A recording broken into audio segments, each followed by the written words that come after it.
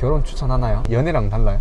전혀 다르죠. 연애는 기분 좋을 때 만나서 기분 좋을 때 헤어집니다. 하지만 결혼은 퇴근 후 기분 나쁠 때 만나서 그거를 케어를 하면서 기분 안 나쁘게끔 내가 기분이 나빠도 그거를 케어를 해야 됩니다. 안녕하세요. 네, 안녕하세요. 자기소개 가능하신가요? 저는 30 중반에 서울 산하의 구 시설관리공단에서 이제 근무하고 있는 익명의 누구입니다. 혹시 MBTI는 어떻게 되시나요? ISTJ입니다. 근무 경력이 되게 이것저것 많이 하셨더라고요. 현재 회사에 일을 하게 된 이유가 뭔지 알 수 있을까요? 나이 들어가면서 느낀 건데 일이 편해야지 제가 이제 집에 퇴근을 해서 뭘 하거나 할 수 있는 에너지가 남겠더라고요.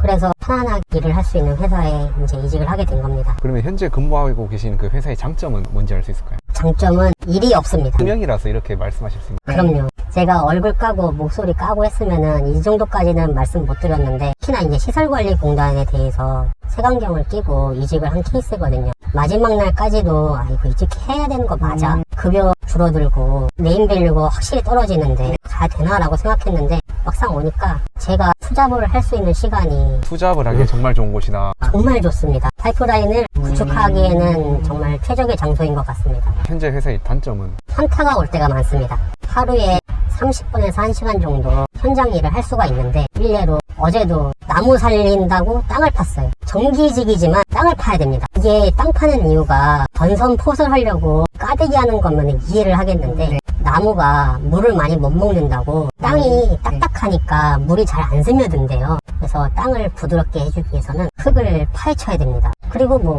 변기도 1년에 한두 번 정도 뚫고 갈아줘야 되고 그렇습니다. 그러면 개인적으로 궁금한데 제가 이때까지 인터뷰했던 분들이랑 가장 다른 차이점이 부수입이 지금 회사 월급보다 더 많으시잖아요. 예, 그렇죠. 인터뷰 중에 처음이거든요, 이런 거는요. 부수입이 주수입을 넘어섰을 때 기분 어떠신가요? 기분이라는 게 회사에서 현타가 안 올 수는 없습니다. 특히나 이제 현장 일을 수반하고 있는 일들은 현타가 반드시 옵니다. 근데 이게 상쇄가 돼요. 이 돈. 그렇죠. 그냥 나는 지금 이 일을 해서 돈을 벌고 있는 게 아니라 경험을 쌓는 거다라고 생각을 하시면 됩니다. 그냥 이런 일도 있구나. 대신에 이런 마인드로 회사를 다니는 이유는 보험의 성격이 강하거든요. 만약에 이제 사업이 꼬꾸라졌을 때 그냥 쿠션의 역할을 해줄 수 있는 거기 때문에 그래서 안정적인 인컴을 가져가면서 뒤로는 호박씨를 까고 있는 그런 상황이죠. 본인이 생각하시기에는 회사에서 가장 중요한 거는 업무 시간이겠네요, 어찌 보면. 회사에 충성할 필요 전혀 없습니다. 회사는 갔다 오는 것이다. 그냥 몸만 갔다 와야지 거기서 이제 영혼을 바치면은 퇴근해서 에너지가 없어서 뭘 할 수가 없어요. 이제 결혼도 하시는 걸로 알고 있는데 결혼 추천하나요? 결혼 익명이니까 아니라고 하겠습니다. 저는 추천하지 않습니다. 제 마음대로 되는 게 없습니다. 제가 이제 살아왔던 그 생활 방식이라는 게 있지 않겠습니까? 그거를 상당 부분 바꿔야 됩니다. 진짜요? 네. 연애랑 달라요? 전혀 다르죠. 연애는 기분 좋을 때 만나서 기분 좋을 때 헤어집니다. 하지만 결혼은 퇴근 후 기분 나쁠 때 만나서 그거를 케어를 하면서 기분 안 나쁘게끔 내가 기분이 나빠도 그거를 케어를 해야 됩니다. 그래서 추천드리지는 않습니다. 하지만 하신다면 말리진 않겠습니다. 그러면은 부부가 서로 일을 하지 않고 어느 정도 여유가 있으면 그거는 결혼해도 상관없겠네. 이상순 이효리 커플 보십시오. 이효리가 뭐라고 했습니까? 이런 상냥함은 괜히 나오는 게 아니다. 힘들게 일을 하지 않고 집에서 만났기 때문에 이런 상냥함이 나오는 것이다. 바로 그겁니다. 결혼이 현실이군요.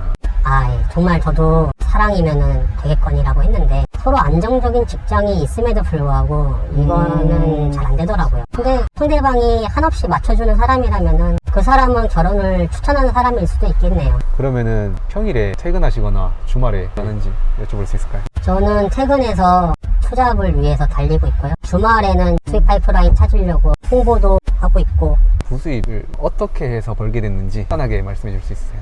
제가 처음으로 중소기업 들어가서 회사의 기세가 이제 점점 꺾이다 보니까 올라운드가 되면서 모든 일을 다 할 줄 알아야 되는 사람이 돼버린 거예요. 기획부터 마케팅, 판매, 거기다가 이제 거래처 관리 이걸 이제 하다 보니까 내가 사업하면은 내가 몸담고 있는 기업의 CEO보다 훨씬 잘할 수 있을 것 같은데 그러면서 신사임당 유튜버를 보게 됐고 그 다음에 이제 자청이라고 그 사람 추천한 7, 8가지의 책을 읽기 시작했던 거죠. 그게 이제 계기가 되어서 파이프라인을 구축하는 게 얼마나 중요한지 저희가 이제 예상 수명이 130에서 150이라고 하는데 이거 정년 60까지 일해봤자 뻔한데 이거 되겠나 그 생각을 굉장히 많이 했던 것 같아요. 그렇게 해서 이제 부수입에 대한 관심을 가지게 되셨다면 조금이나마 간접적으로 어떻게 해서 지금은 부수입을 벌고 있는지 있을까요?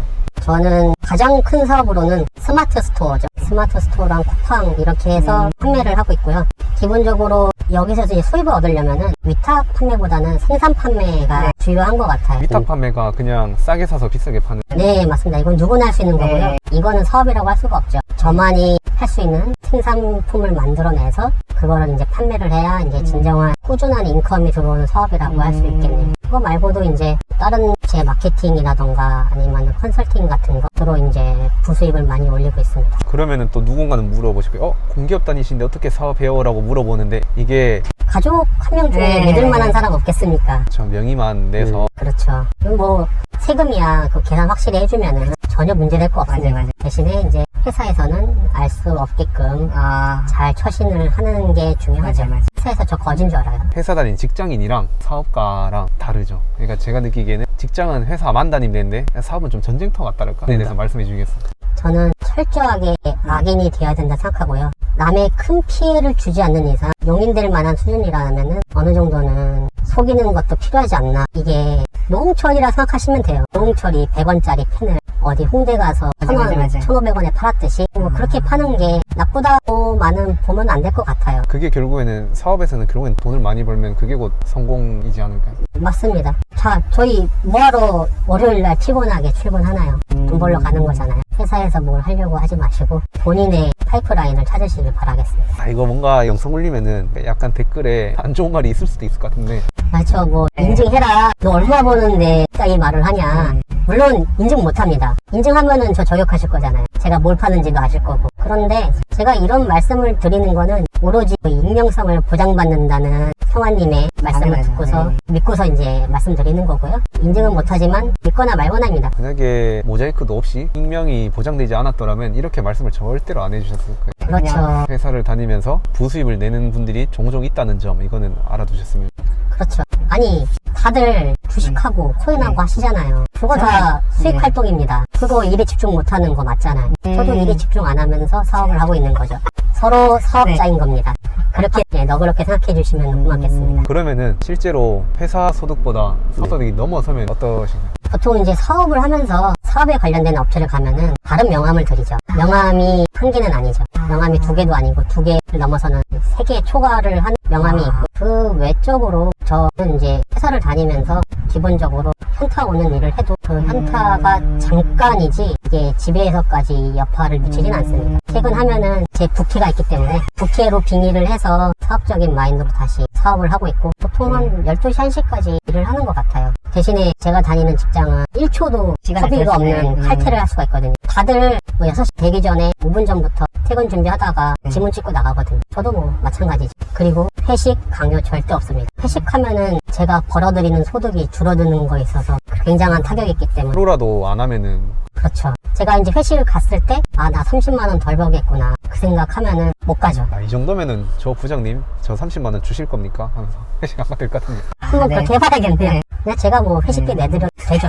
그런데 회사에서는 절대 그렇게 안 하죠. 부수입이 있고 없고가 확실히 있는 것 같아요. 자신감이랄까 믿는 게 하나 더 생기니까. 맞아요. 지금 다니고 있는 회사의 만족도는 100점 만점에 몇 점인가요? 제 기준으로만 말씀드려야 될 것 같아요. 다른 직원분들은 아마 반반인 것 같아요. 급여가 워낙 적다 보니까 그나마 높은 게 이제 제가 근무하고 있는 기술 직군인데 제가 이제 세후 250에서 270을 받거든요. 그런데 이제 그게 아니라면은 200도 못 받는 사람도 있고 이러니까 제 기준에서는 90점입니다. 업무 시간이 적은 게 제 업무 시간이 현격하게 적기 때문에 가능한 것 같습니다. 또 다른 파이프라인을 늘리면은 회사가 의미가 없어지죠. 자, 잘 생각해 보십시오. 한전 초봉 280, 90 든다라고 생각했을 때 이거 조금 더 벌자고 8시간 다 갈아 넣으실 건가요? 아니면 그 시간에 내가 하고자 하는 것들을 해보실 건가요? 이런 생각을 해보셨으면 좋겠습니다. 아마 대부분 하고 싶은 걸 하려고는 하는데 뭘 해야 될지 몰라서 전에 가지 않을까 아마 그렇게 생각합니다. 그렇죠. 앞으로의 목표는 어떻게 되시나요? 저는 파이프라인을 한두 개 더 구축하는 것 외에 지금 생각하는 거는 이직을 한 번 더 할 것 같기도 합니다. 왜냐면은 직장을 좀 더 이제 가깝게 다니면서